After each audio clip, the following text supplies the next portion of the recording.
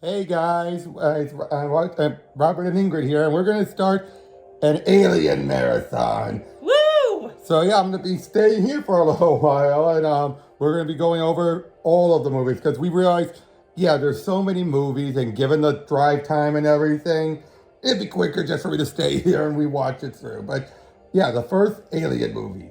What have you heard of it? Have you seen it? I have seen bits and pieces of it, but I've never watched the whole thing through. So I have seen now all the way through. I'll tell you this: first movie I ever literally fell on my seat in terror. And I'll tell you after the scene happens, obviously. All But right. yeah, it is one of the quintessential horror movies. It's basically where Ridley Scott said he wanted to take 2001 meets Texas Chainsaw Massacre.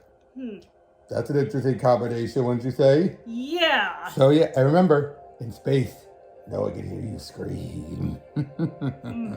But yeah, we're going to be going over all of them. I got the anthology here, so we're going to go over Alien, Aliens, Alien 3, Alien Resurrection, AVP, AVP Requiem, Prometheus, Alien Comet, and then ending off with Romulus. So we got a lot to go over, don't we? We also have an entire weekend. Exactly. So we'll see you after the end of the movie. Take care. Hey guys, we just got done watching the movie, and I can understand why this is such a classic. it is still you jumped just at times just as much as I did, didn't you? Oh yeah, big time. And it's like, I've done my looking into all of like the various tropes that make horror work, and it's like, yep, this definitely is one of the things that really did the theory right to the hilt. Yep. I mean, first of all, let's just talk about the main cast. I mean, that's all we got to have to talk about. Great cast, wouldn't you say? It basically lives and dies on its characters in literal and metaphorical ways. Definitely. I mean, Sigourney, obviously, this was her first big movie role, and she nailed it. She really nailed it. I did not get a vibe. Like, you already tell she was a professional actress already, of theater, but it works here so well, doesn't it? And then Yeah. John Hurt as Kane probably had the least amount to do, but even what little we had of him still worked. Big time. Tom Seckert as Dallas really got you the vibe that he was going to be the big hero, didn't he? Yeah, or at least if this were a standard movie, he certainly would be. And I'm sure that with the writing as smart as it was, they knew that that's probably what the audience at the time was going to be thinking. Yep, they thought that's why they got as big of a name at the time anyway. Nowadays, most people don't remember him, but back then, you definitely remember that. Lambert, I just forgot her name, Cartwright though. She was good, but probably by far the weakest character, by comparison. Yeah, but only by comparison. Oh, yeah. It's like, yeah. It's like the cheapest item at a jewelry shop. Everything there is precious. Yeah, but at the same time, she did feel like the audience surrogate more than anyone else, though, right? Like, she was emotional.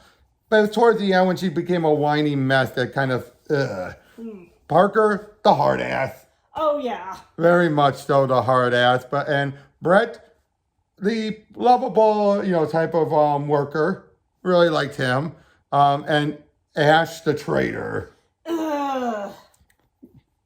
At first, though, you couldn't really tell, right? You knew there was something's off. Like, you could tell, like, when Kane started convulsing, he's just glaring like, When you look back at it now, it's like he knows something's up. Why would it take him so long of just glaring before he finally did something, right?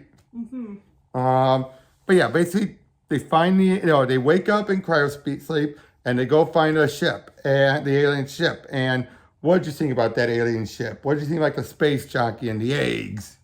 Oh, man, it's just... What can you say, right? It's just, it's really effective for what it is. I feel like it's one of the first places where I think they use lighting to simultaneously obscure and amplify details in a way that's really smart, where it's just like, it's showing you just enough to let you know something's weird going on, but also like not enough to clue you in on exactly what's happening, but it sets up all of the stuff that you would really need to know about this right there. Yep, right down, the space shock enemy, his chest bursted open. And given how old it is, it's fossilized. Think about that. It's just like, yeah, this is freaking ancient, and it's like the whole reason they're even brought out there, at least the pretense they're brought out there under, is the repeated signal. Well, they think it's an SOS at first. But then they find out later it's a warning, and one of my thoughts is just like, oh god, this is like the dilemma of how we're going to store our nuclear waste in the future in a way that isn't going to make somebody else crack open that. Exactly.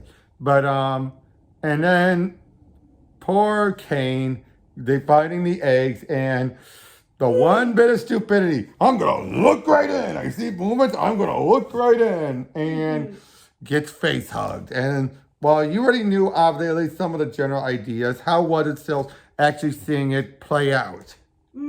All I can say is it's like, this movie is really excellent at just like building up tension. Like, oh yeah, they really make you marinate in it because they give you, even if you didn't know it was going to happen, they give you a profound sense that something is wrong here just in the little bits. Yep. And then Ripley, when they're trying to bring Kane in, they're like, I can't do that. He could be infected. We could all get infected. Yeah, it's just like, yeah, that's probably what my first thought would be, especially in a world after COVID is a thing. Definitely. And it's like, I understand. It's like there have been entire, like, people groups that have gotten wiped out due to foreign pathogens getting introduced just here on Earth. You can't imagine the kind of gunk that's out there in space. That just makes sense. Yep, especially when you have the captain out there, but while he's out, you're superior. It's why he says, I gave you an order. It's like, of course you can disobey the order. He's still outside. Disregard the order, I mean. But then Ash lets him in, and then we get the whole bit of finding out, like, oh, it has a molecular acid for blood. That's still chilling. Yeah, that's very concerning. Yeah, because again, that's the reason why you can't just blow it up, because you'll just, you're dead. And then, of course, it just comes off of him and dies. And then the chest burster scene. That is still, like, it's just a ticking time bomb from the moment we know Kane's waking up to while they're eating. And then he starts convulsing. And it's just like, that just sort of reminds me of like, oh, hey, our kid who seems, it sort of reminds me of like a time where it's just like, okay, our kid's doing just fine. He's not symptomatic anymore. We can take him to a party, and then he throws up on the New Year casserole or whatever, except much worse. That's just sort of like, I know it's something oddly specific, but it's just like, that was the kind of feeling that scene ended up evoking in me. It's like... Yep. And then you have, but yeah, just that whole bit. Did you notice they were trying to put something in his mouth because they probably thought he was having a seizure? Yeah. Because, that's all you do, keep their tongue from going down, bite on something. And then, what did you say about the chest burster? I mean, that's probably the part that most people have seen before, but it's like, it was more like the lead up to it that was the surprise for me, because it's just like, yep, like the first... How can you feel like you would want to eat at a moment like that? Yep, but that first splat, that's that pause before it came out, like, they're like, what the heck just happened? Yeah, because it's just like, how in the hell are you going to expect that specifically to be the problem? Like, having some weird alien disease, sure. Having something... You give birth to something through your chest, basically. Yeah. Because that's what John Hurwitz keeps saying. When I gave birth, he just keeps saying gave birth, because that's what's going on. In fact, did you know when the movie came out, a lot of either mothers or pregnant women were the most put off by that scene for obvious reasons? Yeah, I can understand that. Because they really made it come off like a birthing scene, a very badly handled, not handled, but, going one.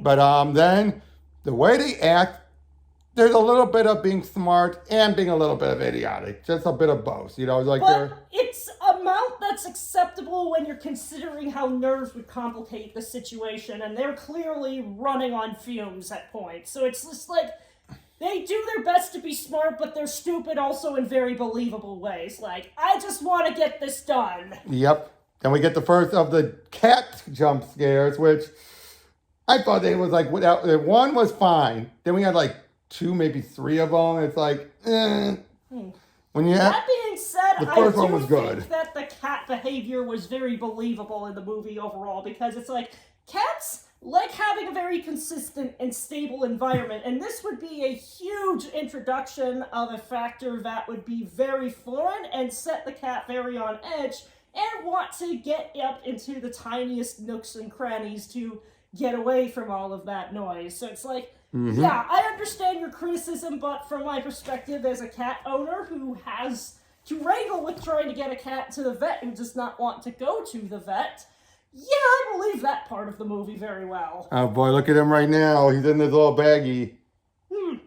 Well, it's clear that the one that he likes it a lot better than his old cage, that much is for certain. Yep. But if you wanted to take him to the vet, that would be the best time to zip it up, of course. I'm kidding. I'm joking. But yeah, then the first time we see the alien, when it went after Brett, that was chilling, wasn't it? When you really think about it, the alien one has a handful of appearances, really. Yeah, which is like, that's smart. You don't want to overshow the monster, and it's notably never in the same form exactly twice whenever we see it. And it looks bigger, even though they only had one suit. And there was one scene, but really shot it very well, that you kept thinking it got bigger and bigger when it didn't. There was some critics who actually saw they had multiple suits. That's effective, isn't it? Yeah, that's extremely good practical effects work, and I think especially with a story like this, where you're getting so visceral, you can't really do that the same way with, like, computer-generated stuff. No. You gotta have that physicality there to really sell it. And that's all I'm saying about this whole movie. It's all practical. And one thing I like is the set it was built as is, meaning if you had to get from one set to the other, you had to rock around through the other rooms to get there. They had it all set up as if it's what it is, you know? And I love that.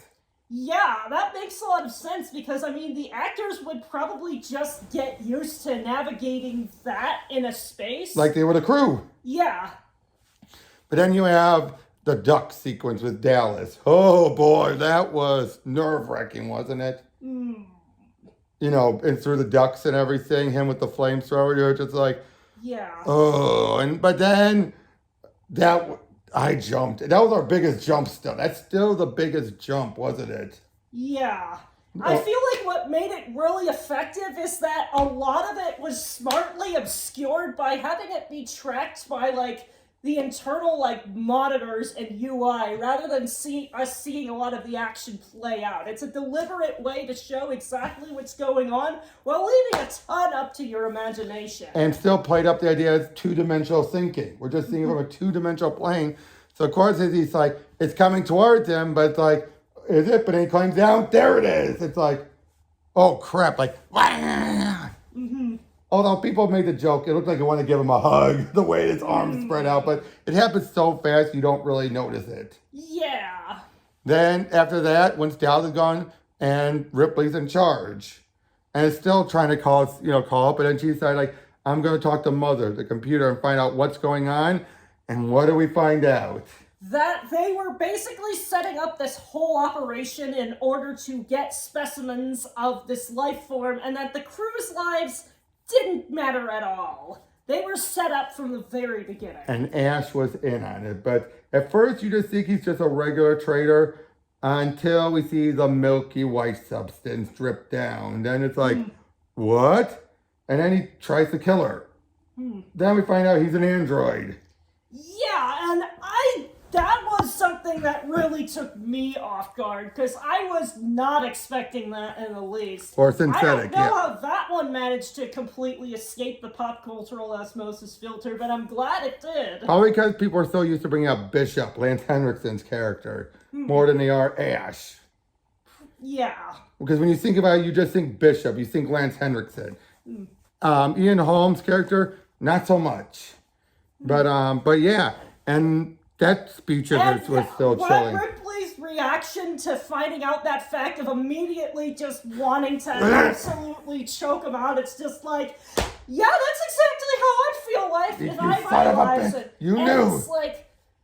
It's like, surprise, as it turns out, the space horror movie is as much a horror of the human condition too, because there are people out there who would look at something like that weapons. And instead of seeing it as a threat to human life that should be tried to be contained at all costs, their thought is, how can I use this to my own benefit? And it's corporations. What do you expect? And just the fact then that, of course, yeah, they take him out, but that speech he gave about, like, I admire its purity, and I cannot lie to you about your chances, but you have my sympathy.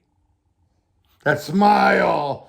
That smile was so chilling, wasn't it? Just that. It's like, your lives were weighed up and were considered expendable in a corporate ledger. And he's following those orders, which I'll give you the heads up already. Bishop would never follow those orders because they actually have it in there where they can't either. Basically, Ash does not have the 3 laws, Bishop does. You know what I mean by the 3 laws, right? Yeah, Asimov's law of robotics. Yep, you cannot, through action or inaction, cause you to allow harm to befall a human. So Bishop would never follow those orders, but Ash obviously would because he didn't have those subroutines, which makes sense when you think about it.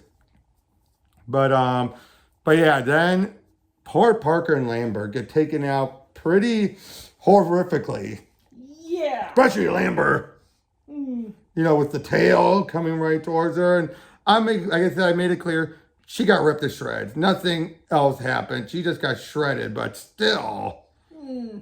And I always say, though, I always find it so terrifying that when it gets killed by using its second jaw, just holding it by the head and just, it's just like, yeah. And then everything just spirals. It just spirals in a good way, I mean. Yeah.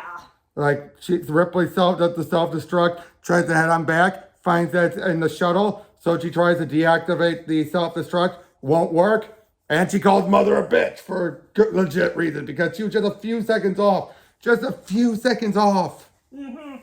That's the worst part, isn't it? Just by like 1 or 2 seconds, and yet Mother won't stop it.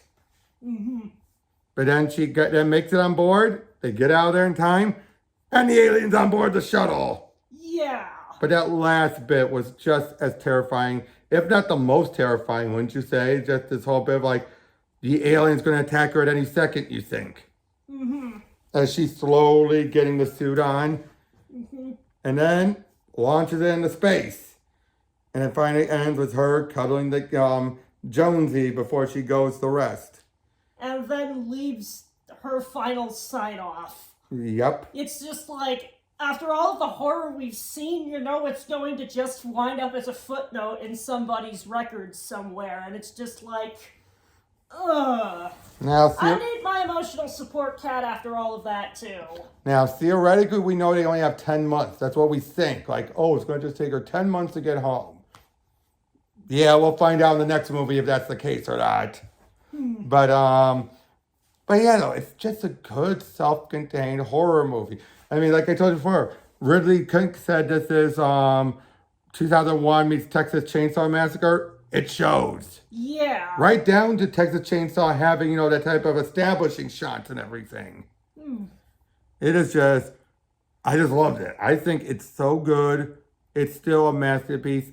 9 or 10 out of 10. Yeah, it's like, you can't, if you give it anything less than that, it's like, were you even paying attention? Oh, and we were watching the director's cut, so we got to see the egg morph scene, where the people are being, at least Dallas and Brett, are being turned into eggs. And that's terrifying, isn't it? Yeah, it's just like, oh god, that's definitely a fate worse than death, where it's just like, to not only be feeling like this horrific physical transformation, but have like a very good guess that at the end of it, you're gonna be one of those things that just killed your friends, and it's just like, yeah, Ripley was doing them a service by torching them down. Well, at least Dallas. Brett was already dead, but just, yeah, Dallas had the worst of it. Just the, kill me. Yeah, that's just... It's like, that's horrifyingly efficient. It is. And then explains what happened to the aliens crew. Like, where was the rest of the crew? They were the eggs. Yeah. That is equal. And I love that how it answers that question. You're just like, where are the rest of the crew? It's like, I'm not sure I wanted to know, actually. But now you know at least based off of the deleted scene, of course. Which actually is considered at least a novelization of one of the movies does state what we find out in the next movie and the egg morphs are both viable means of them reproducing, which I feel makes sense. For a species like this, they would have multiple alternatives. Wouldn't you agree? Yeah, I mean, there are weirder things in nature. Like, you've got fungi that have, like 80,000, different, matching. You've got stuff where it's just, they're more hermaphroditic. There's a whole bunch You have frogs that can change genders. It's like, you have a ton of weird shit in nature already. And if you don't know about that, then, well, boy, howdy, do I have a surprise to you about a lot of biology. Definitely. So any other final words? It's really good. I can't wait to see more of these. Next, we'll be having aliens. We'll see you guys on the next one.